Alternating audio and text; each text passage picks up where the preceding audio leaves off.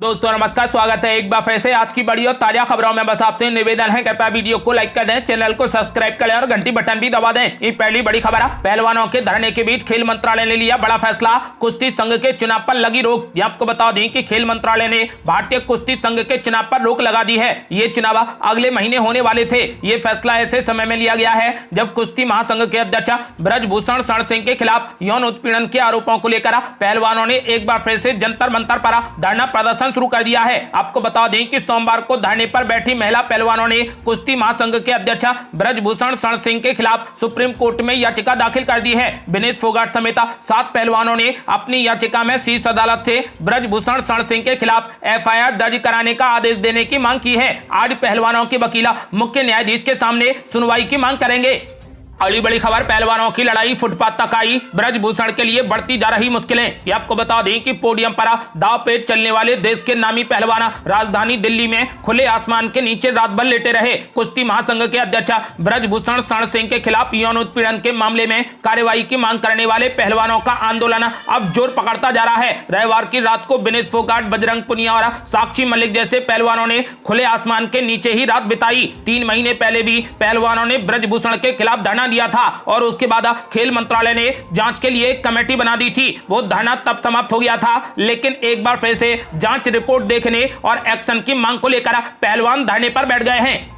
अगली बड़ी खबर, पीएम नरेंद्र मोदी का कोची में हुआ जोरदार स्वागत, रोड शो में लगे मोदी मोदी के नारे, फूलों की जमकर हुई वर्षा। ये आपको बता दें कि पीएम नरेंद्र मोदी का सोमवार को कोची में जोरदार स्वागत किया गया और उनके रोड शो के दौरान उन पर फूलों की वर्षा की गई। सड़कें मोदी मोदी के नारों से गूंज उठी तो सड़कों के दोनों ओर हजारों लोगों की भीड़ जमा थी और वे लगातार फूलों की बारिश कर रहे थे। इधर पैदल मार्च कर रहे पीएम नरेंद्र मोदी ने भी लोगों का उत्साह से अभिवादन किया। वे केरल की पारंपरिक वेशभूषा में नजर आए और लोगों से मिले। पीएम नरेंद्र मोदी के दौरे के लिए तैयारियों के तहत रोड शो वाले मार्ग पर सुरक्षा बढ़ाई गई थी और शहर में 2060 पुलिसकर्मियों को तैनात किया गया। आपको बता दें कि रोड शो के दौरान आम जनता ने उस मार्ग को फूलों से भर दिया जिस पर पीएम नरेंद्र मोदी पैदल चले। ऐसा भव्य स्वागत बहुत कम देखने को मिलता है। कोची में स्वागत ने एक बार फिर पीएम नरेंद्र मोदी की लोकप्रियता को सुर्खियों में ला दिया है। अगली बड़ी खबर, गृह मंत्री अमित शाह ने कर्नाटक में किया जबरदस्त रोड शो, लोगों की जमकर उमड़ी भीड़। ये आपको बता दें कि कर्नाटक में चुनावी बिगुल बजते ही राजनीतिक दलों ने जीत की तैयारियां शुरू कर दी हैं। ताबड़तोड़ रैलियां और रोड शो किए जा रहे हैं। इसी कड़ी में केंद्रीय गृह मंत्री अमित शाह ने भी आज चामराजनगर जिले के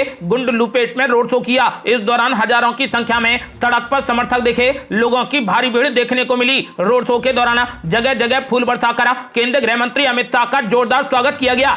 अगली बड़ी खबर, कर्नाटक चुनावों से पहले राहुल गांधी ने कर दिया बड़ा ऐलान, बोले यदि केंद्र में कांग्रेस की सरकार बनती है तो हटा देंगे जीएसटी। ये आपको बता दें कि कर्नाटक में अगले महीने विधानसभा के चुनाव होने हैं। पार्टियां एक दूसरे पर आरोप लगा रही हैं। सभी दल चुनाव जीतने के लिए रैलियां कर रहे हैं। सोमवार को कांग्रेस नेता राहुल गांधी भी कर्नाटक पहुंचे। राहुल गांधी ने बेलगावी के रामदुर्ग में गन्ना किसानों को संबोधित किया। उन्होंने केंद्र सरकार पर निशाना साधते हुए कहा कि अगर हमारी सरकार केंद्र में आती है तो हम जीएसटी हटा देंगे। बेलगावी पहुंचे कांग्रेस नेता राहुल गांधी ने गन्ना किसानों को संबोधित करते हुए भाजपा सरकार पर निशाना साधा। उन्होंने कहा कि सरकार आज सिर्फ 2 से 3 व्यापारियों पर फोकस कर रही है, लेकिन ध्यान देने की अधिक जरूरत किसानों और मजदूरों तथा वेंडर्स को है। बड़े बड़े कारोबारियों को आसानी से लोन मिल जाता है। अदानी जी, अंबानी जी के पास में लाखों करोड़ों रुपए का लोन है। वो जैसे ही बैंक में जाते हैं वैसे ही उन्हें पैसा मिल जाता है। अगर उन्हें कोई मुश्किल हो जाए और वो पैसा ना चुका पाए तो उनका पैसा माफ भी हो जाता है। राहुल गांधी ने कहा कि वहीं दूसरी ओर हमारे किसानों मजदूरों को पहले तो लोन नहीं मिलता,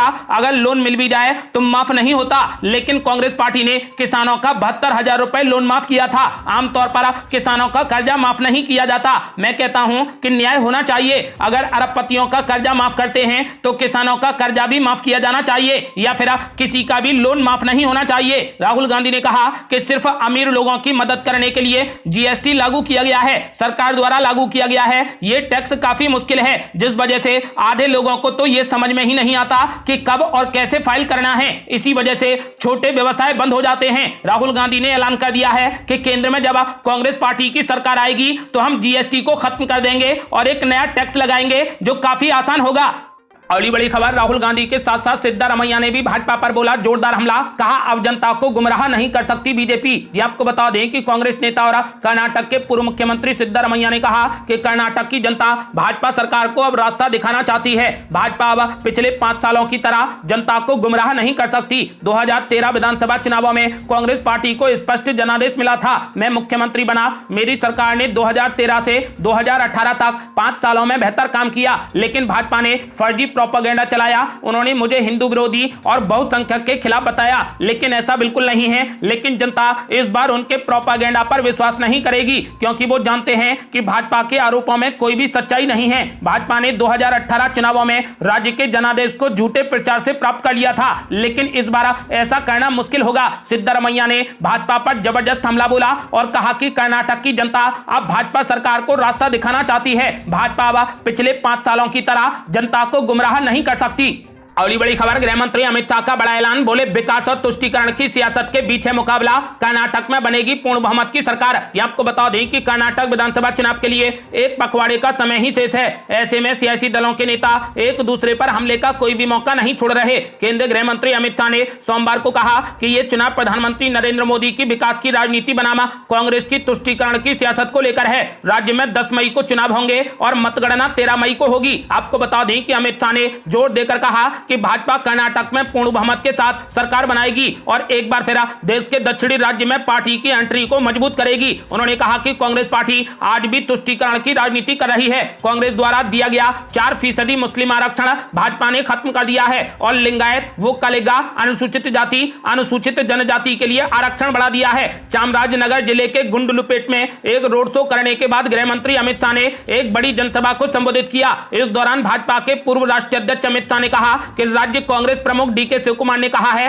कि अगर उनकी पार्टी सत्ता में आती है तो वो एक बार फिर मुस्लिम आरक्षण लाएंगे। अमित शाह ने जनता से पूछा कि क्या आप आरक्षण वापस चाहते हैं। उन्होंने कहा कि कांग्रेस पार्टी के प्रदेश अध्यक्ष डीके शिवकुमार से पूछना चाहता हूं कि आप एक बार फिर मुस्लिम आरक्षण लाने के बारे में बोल रहे हैं, लेकिन आप किसे कम करेंगे? कर्नाटक के लोगों को जवाब दें, क्या आप वोका लिगा या लिंगायत या अनुसूचित जाति, अनुसूचित जनजाति को कम करेंगे? पार्टी के प्रमुख चुनावी रणनीतिकारों और प्रचारकों में से एक अमित शाह ने कहा कि यह चुनाव मोदी की विकास की राजनीति बनाम कांग्रेस की तुष्टीकरण की राजनीति का है। कर्नाटक में चुनाव की घोषणा से ठीक पहले मुख्यमंत्री बसवराज बोम्मई के नेतृत्व में राज्य मंत्रिमंडल ने अन्य पिछड़ा वर्ग यानी ओबीसी कोटा के तहत मुसलमानों के लिए 4% आरक्षण को खत्म करने और इसे प्रमुख वोकलिगा और लिंगायत समुदायों के बीच समान रूप से वितरित करने का फैसला किया था। आपको बता दें कि गृह मंत्री अमित शाह ने राज्य में भाजपा की पूर्ण बहुमत की सरकार बनाने का विश्वास जताया और कहा कि मोदी के नेतृत्व में डबल इंजन की ही सरकार बनेगी।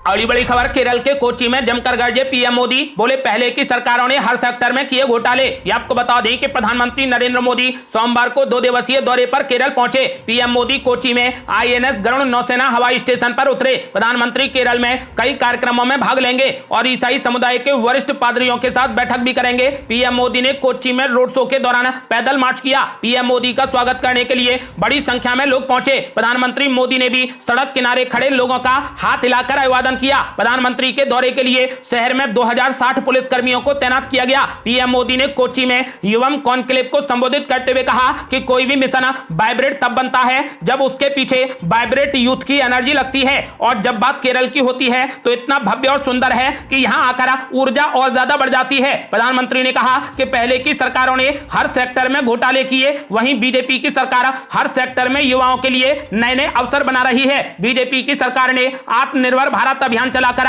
युवाओं को नए अवसर दिए हैं। बीजेपी की सरकार ने वोकल फॉर लोकल के मंत्र से स्थानीय उत्पादन को बढ़ावा दिया है। केरल के युवा जानते हैं कि आधुनिक इंफ्रास्ट्रक्चर का किसी भी राज्य के विकास में कितना योगदान होता है। केरल में इंफ्रास्ट्रक्चर सुधरेगा तो यहां पर रोजगार के नए मौके बनेंगे, यहां पर नई इंडस्ट्रीज आएंगी और टूरिज्म बढ़ेगा। प्रधानमंत्री मोदी ने कहा कि आज हमारा देश अमृत काल की यात्रा शुरू कर रहा है। युवम के जरिए केरल के युवाओं का यह संकल्प बहुत अहम है। मैं आप सभी को इस भव्य आयोजन के लिए बहुत बहुत बधाई देता हूं। प्रधानमंत्री मोदी ने कहा कि हमें याद रखना चाहिए कि जब भारत की परंपराओं और ज्ञान के पुनरुदय की जरूरत पड़ी तो केरल से आदि शंकराचार्य निकले। जब विकृतियों के खिलाफ समाज को जागरूक करने की जरूरत पड़ी तो केरल से नारायण गुरु जैसे सुधारक आए। भारत की युवा शक्ति हमारे देश की विकास यात्रा की प्रेरक शक्ति है। आज हर कोई यह कह रहा है कि 21वीं सदी भारत की सदी है। भारत वो देश है जिसके पास युवा शक्ति का भरपूर भंडार है। पीएम मोदी ने कहा कि पहले सोच ये थी कि भारत बदलेगा ही नहीं, लेकिन सोच अब यह है कि हमारा देश अब पूरी दुनिया को बदल सकता है। अगली बड़ी खबर, नीतीश कुमार और ममता बनर्जी की हुई मुलाकात। ममता दीदी ने कर दिया बड़ा ऐलान, बोली बीजेपी बहुत बड़ी हीरो बन गई है, अब उसे जीरो बनाना है। ये आपको बता दें कि लोकसभा चुनाव से पहले सभी विपक्षी दलों को एक करने में जुटे बिहार के मुख्यमंत्री नीतीश कुमार ने सोमवार को कोलकाता में पश्चिम बंगाल के मुख्यमंत्री ममता बनर्जी से मुलाकात की। बिहार के डिप्टी सीएम तेजस्वी यादव भी इस बैठक में मौजूद रहे। इस बैठक के बाद ममता बनर्जी ने कहा कि मैंने नीतीश जी से यही अनुरोध किया है कि जयप्रकाश जी का आंदोलन बिहार से ही शुरू हुआ था, तो हम भी बिहार में ऑल पार्टी मीटिंग करें। हमें एक संदेश देना है कि हम सभी एक साथ हैं। ममता बनर्जी ने कहा कि अगर विजन और मिशन साफ है तो हम साथ में लड़ेंगे, ये तय है, लेकिन किस आधार पर होगा ये समय पर तय होगा। मैंने तो पहले ही कह दिया है कि मुझे इससे कोई भी ऐतराज नहीं है। बीजेपी बहुत बड़ी हीरो बन गई है, अब उसको जीरो बनाना है। हम साथ साथ आगे बढ़ेंगे, हमारा कोई व्यक्तिगत अहंकार नहीं है, हम एक साथ मिलकर काम करना चाहते हैं। वहीं नीतीश कुमार ने कहा कि जो सत्ता में हैं वे सिर्फ अपनी चर्चा करते हैं और कुछ भी नहीं, ये आजादी की लड़ाई है, हमें अलर्ट रहना है। ये लोग इतिहास बदल रहे हैं, अब पता नहीं क्या क्या बदल दें, सभी को सतर्क रहना होगा। इसीलिए हम सभी के साथ में बातचीत कर रहे हैं। हमारे बीच में बहुत अच्छी बातें हुई हैं, आवश्यकता अनुसार हम भविष्य में अन्य पार्टियों के साथ में लाकर बातचीत करेंगे। ममता बनर्जी के साथ में बातचीत को लेकर उन्होंने कहा कि उनके साथ में बातचीत बेहद सकारात्मक हुई है। आपको बता दें कि बिहार के मुख्यमंत्री ने 2024 के लोकसभा चुनाव पर कहा कि विपक्षी दलों को एक साथ बैठकर बड़ी रणनीति तैयार करने की जरूरत है। आगामी लोकसभा चुनाव के लिए सभी दलों को साथ आना चाहिए। आगे जो भी होगा देश हित में किया जाएगा। जो लोग अभी शासन कर रहे हैं उनके पास में करने के लिए कुछ भी नहीं है, ये सिर्फ अपना प्रचार कर रहे हैं, देश के विकास के लिए ये लोग कुछ भी नहीं कर रहे।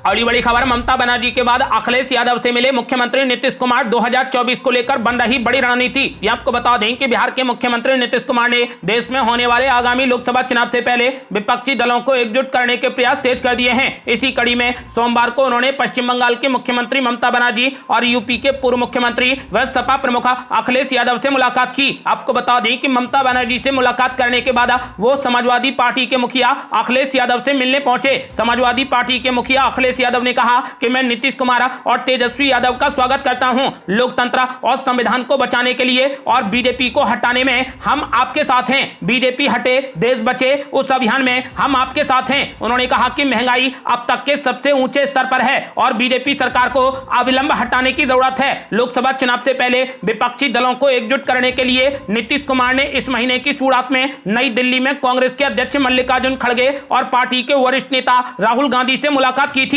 साथ ही वे दिल्ली के मुख्यमंत्री और आम आदमी पार्टी के राष्ट्रीय संयोजक अरविंद केजरीवाल से भी मिले थे। उसके बाद उन्होंने अब ममता बनर्जी और अखिलेश यादव से मुलाकात की है। ममता बनर्जी और अखिलेश यादव ने बीजेपी को हटाने का आह्वान किया है। आपको बता दें कि उन्होंने ऐलान कर दिया है कि हम सब एक साथ हैं। ऐसा माना जा रहा है कि 2024 में महागठबंधन जल्द ही बनने वाला है। आपका क्या मानना है, क्या 2024 में महागठबंधन जीत हासिल करेगा? अपनी राय हमें वीडियो लाइक कर कमेंट बॉक्स में जरूर दें।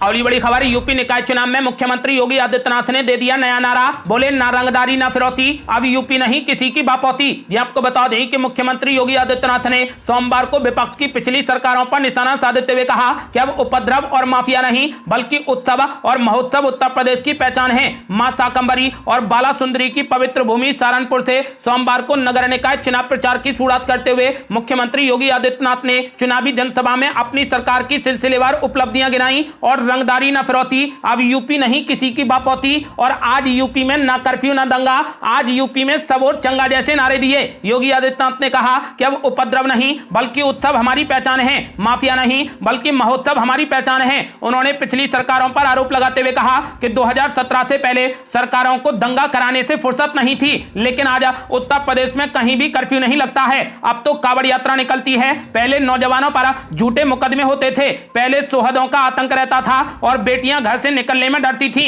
और आज उत्तर प्रदेश में भयमुक्त माहौल है। मुख्यमंत्री योगी ने कहा कि ये चुनाव डबल इंजन की सरकार के साथ तीसरे इंजन को जोड़ने के लिए हो रहा है, जिसमें नगर निगमों के महापौर, पार्षद, नगर पालिका और नगर पंचायतों के अध्यक्षों और सभासदों को कमल निशान पर मत देकर चुनाव जिताना है और जब बहुमत का उनका बोर्ड बनेगा तो दिल्ली से जो पैसा आएगा उसका सदुपयोग होगा। उन्होंने कहा कि हमें तय करना है कि हमें 2017 के पहले की जातिवादी सरकारें चाहिए या फिर गरीब कल्याण के लिए समर्पित सरकार चाहिए। योगी आदित्यनाथ ने कहा कि हमें तय करना होगा कि युवाओं के हाथ में तमंचे हों या फिर युवाओं के हाथ में टैबलेट हों और स्मार्टफोन हो। हमें तय करना है कि गलियों में अपराधियों की गोलियों की तड़तड़ाहट होनी चाहिए या फिर भजन गंगा का प्रवाह सुनाकर लोगों के जीवन में परिवर्तन होना चाहिए। आदित्यनाथ ने कहा कि मां शाकंभरी का आशीर्वाद मिले, मैं इसीलिए यहां से चुनाव प्रचार की शुरुआत कर रहा हूं। हमने जाति, मजहब या फिर किसी का चेहरा देखे बिना सभी तक योजनाओं का लाभ पहुंचाया है। उन्होंने कहा कि प्रधानमंत्री नरेंद्र मोदी के नेतृत्व में सहारनपुर विकास की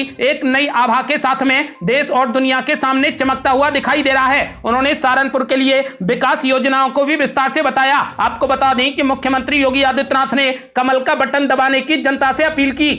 अगली बड़ी खबर, अजीत पवार ने सरकार से कर डाली बड़ी मांग, कहा 2 से ज्यादा बच्चों वाले सांसदों और विधायकों के चुनाव लड़ने पर लगनी चाहिए रोक। आपको बता दें कि राष्ट्रवादी कांग्रेस पार्टी के वरिष्ठ नेता अजीत पवार ने भारत की जनसंख्या को लेकर बड़ा बयान दिया। उन्होंने पुणे के बारामती में आयोजित एक कार्यक्रम के दौरान कहा कि जनसंख्या के मामले में भारत अब चीन से आगे निकल चुका है। जिन लोगों के 2 से अधिक बच्चे हैं उन्हें अब कोई भी रियायत नहीं दी जानी चाहिए। ऐसे मामलों में विधायकों को भी चुनाव लड़ने के लिए अयोग्य करार देना चाहिए। अजीत पवार ने कहा कि मेरे दादाजी बताते थे कि जब भारत आजाद हुआ था तब हमारे देश की जनसंख्या 35 करोड़ थी, वहीं अब देश की जनसंख्या 142 करोड़ पर पहुंच चुकी है और इसके लिए हम जिम्मेदार हैं। आपको बता दें कि अजीत पवार ने 2 दिन पहले ही एक इंटरव्यू के दौरान बताया था कि उन्होंने पार्टी के सभी नेताओं को इस मुद्दे को गंभीरता से लेने को कहा है। उन्होंने कहा कि अपने देश, राज्य और क्षेत्र की भलाई के लिए सभी को 1 या फिर 2 बच्चे पैदा करने के बाद रुक जाना चाहिए। उन्होंने आगे कहा कि जिनके 2 से अधिक बच्चे हैं उन्हें किसी भी प्रकार की कोई भी रियायत ना दी जाए। उन्होंने सरकार से मांग की है कि जिन सांसदों